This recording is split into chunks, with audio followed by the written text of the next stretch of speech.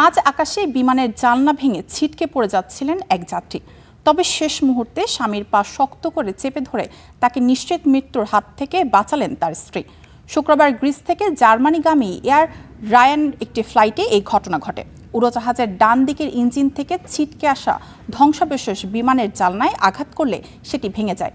এ সময় কেবিনের বায়ুচাপ কমে গেলে এক যাত্রী সেই ভাঙা জানলা দিয়ে রীতিমতো উড়ে যাচ্ছিলেন। তার শরীরের অর্ধেকেরও বেশি জানালার বাহিরে বেরিয়ে যায়। পাশে থাকা স্ত্রী ও তার পা জাপটে ধরেন। পরে অন্য যাত্রীদের সাহায্যে তাকে বিমানের ভেতরে আনা হয়। এই ঘটনায় ওই ব্যক্তি মারাত্মকভাবে আহত হন।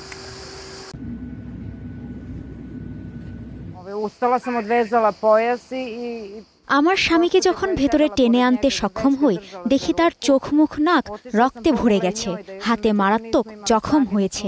তার শরীরের ওপরের অংশ পুরোটাই ভয়াবহভাবে আঘাতপ্রাপ্ত। সে 3 বার অজ্ঞান হয়েছে।